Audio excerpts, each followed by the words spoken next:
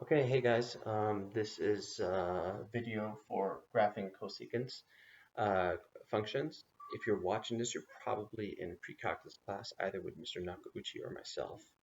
Okay, I know my students have shown you guys using a t-table to kind of derive these graphs and see what they look like. And in using a t-table, like when we did tangent, you're able to see asymptotes and all that. Okay, but for this video, we're just going to be using amplitude, period, phase shift, and general asymptote. We're going to do that to try to figure out what this is like. But here's the key: we are only going to use the sine function before we do the cosecant. Okay, so the cosecant, great. We're going to get to it in just a second, but I'm going to graph this as if it was a sine function. Okay, so if I have a, let's do this, amplitude. Okay, well, and y equals a cosecant, open parentheses bx minus c, and then plus d. Okay, a is going to be our amplitude, absolute value. So our a is going to be 1. Absolute value of 1 is what that means. It's going to be going up 1, down 1. Okay, our sine function is not going to be going up too high. The maximum and the minimum are only going to be going up 1, down 1. Next. So that's the case, then it would look like that. Look how beautiful that is. The nice, oh, whoops, I cannot draw apparently. Okay, you guys get the point. Anyways, that is a sine function where this is pi over 2, pi, 3 pi over 2, and 2 pi. Wow, look at that. It has a 2 pi period, which is standard. However, hold your horses here. The period is 2 pi over absolute value. In this function, our b is not 1. It's not just x. It's 1/2. So 2 pi over 1/2 is going to get us actually 4 pi. So what does this mean? Our amplitude is 1, great, but our period is 4 pi, meaning, hey, this full motion right here is not going to be done in a period of 2 pi. This is going to be done in a period of 4 pi. So you got to stretch this out. So we're actually going to create, okay? So after 2 pi, we're going to come up with 5 pi over 2. I'm just going increments of a half pi. 6 pi over 2, which is the same as 3 pi. 7 pi over 2. And lastly, 8 pi over 2, which is cool, perfect. And let's see what else is going to be happening. So this has to be stretched out. This is not correct right now. I also want to know phase shift. I want to know, how is this being shifted to the right or to the left? Well, let's see. C over B. C is going to be pi over B. B is 1/2. Pi over 4 divided by half, and that's going to give us 2 pi over 4, which is pi over 2. This is very important. We have a phase shift of pi over 2, which essentially says, that's great. You're going to do a full period of 4 pi. But you're not going to start here at 0, 0, as your regular sine function starts. You're actually going to start pi, half a pi to the right. So I'm going to take this entire thing and shift it right here instead. Here's the thing. If I'm going to start right here, if I'm going to shift this over pi over 2, and I want to do 4 pi, let's think about this. Add 4 pi to pi over 2, that's going to get us what? That's going to get us 9 pi over 2. Hey, that's not enough. I still need to have one more. But from here to here is going to be a full 4 pi. So 9 pi over 2.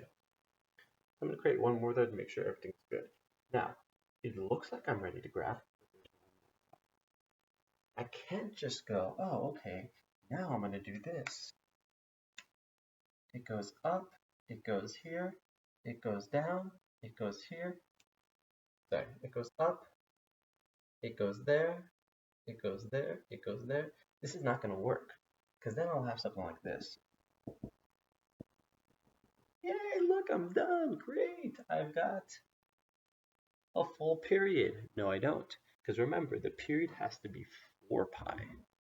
So I'm not going to be going at 1 at the pi. In fact, I'm going to go double that because since the period is 4 pi, traditionally our regular period is 2 pi and this is 4 pi. So it stretches out double. So essentially I have to double everything. Okay? So I'm going to go here, then I'm going to go there. Then I'm going to come back down here.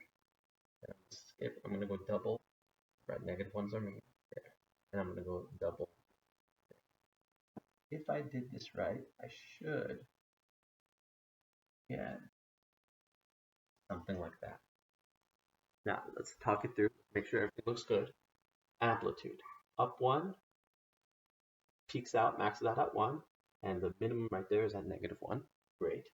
Period, 4 pi. From here to here, is it 4 pi? Well, let's find out. 9 pi over 2 subtracted by pi over 2. Yes, that's going to give us 4 pi. 8 pi over 2 or 4 pi. So yes, that is a period of 4 pi. And lastly, phase shift. Our phase shift is pi over 2. So instead of starting at 0, 0, the sine function started here. Great. Now you may be saying, that's a sine function though. Absolutely, it's a sine function. We're going to now get to cosecant. Okay? And for doing cosecant, I'm going to show you something a little different. If you notice, cosecants have what's called a general asymptote. Sine doesn't have an asymptote here.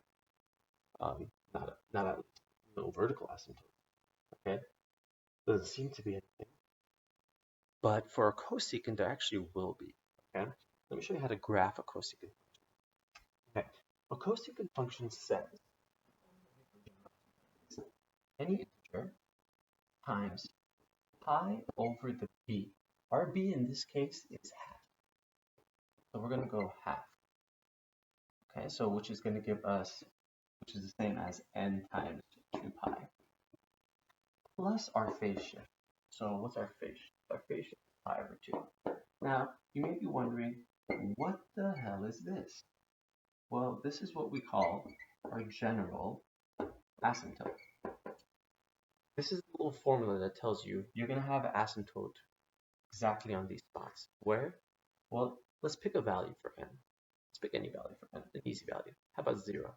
Okay, 0 times 2 pi is just 0, so we're left with pi over 2. So what it's telling me is that at pi over 2, I'm going to have an asymptote, right? Here. That's what it's saying. Well, let's try 1 now. Let's plug in a 1 here. 1 times 2 pi is 2 pi. 2 pi plus pi over 2 is going to give me 5 pi over 2. 5 pi. Starting to see a little pattern here. Okay, let's plug in 2. 2 times that is going to give us 4 pi. 4 pi plus pi over 2 is going to give us 9 pi over 2. So if you notice, there's a pattern here. Okay, so that's not just going to stop there. Obviously, this graph continues. It continues infinitely. So we're going to have. I'm just giving you one period here. However, this period does not belong to the sine function. This period belongs to the cosecant. And how do we do the cosecant? Remember when you have an asymptote and you have a curve, it has to kind of ride along the asymptote, but it'll not actually touch it. So,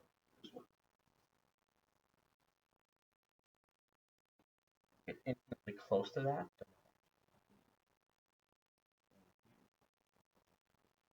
And what I'm doing is I'm using the maximum and the minimum of the sine function to use that. Okay? Now what I can essentially do is I can erase my sine function and I'll be left with just the cosecant function with the amplitude of 1, with the period of 4 pi, with a phase shift of pi over 2, so it's shifted over to the right, okay? And the general asymptotes are here. And again, the way you do general asymptote is n is any number really, so I can put in 0, 1, -1, for all I care. I can put 2, 3, whatever you want to put in here, you will get one of these asymptotes, and it'll obviously be forever. Okay, there's going to be a part 2 of this video So after this video is done, you're going to see a part two, the link. Go on that. We'll have to go over a few more things, and you'll see a couple homework questions.